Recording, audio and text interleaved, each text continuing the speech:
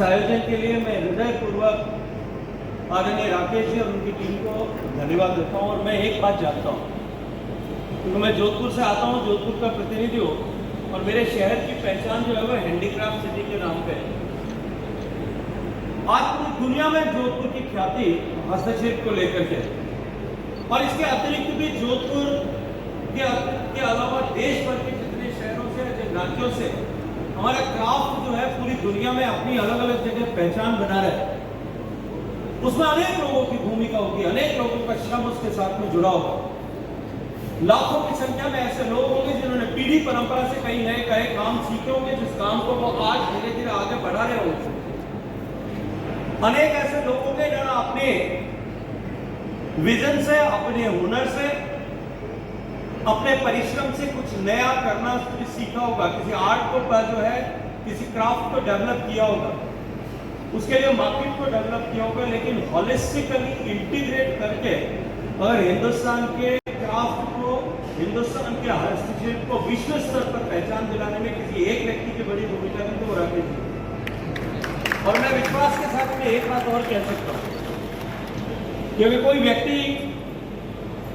राकेश जी जैसा व्यक्ति किसी एक सेक्टर को पकड़ करके उसको आगे बढ़ाने के लिए काम करे, तो निश्चित रूप से उसमें भविष्य में वो सेक्टर बहुत ग्रो कर सकता है। और मैं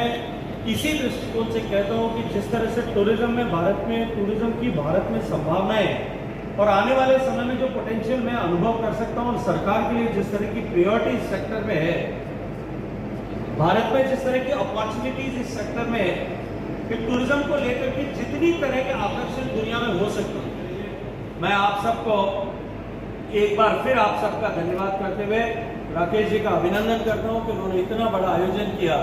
मेरा वर्षों से इस परिसर में जब बन रहा था तब से लेकर के, उससे पहले से लेकर के अनेक बार इस परिसर में आना हुआ है,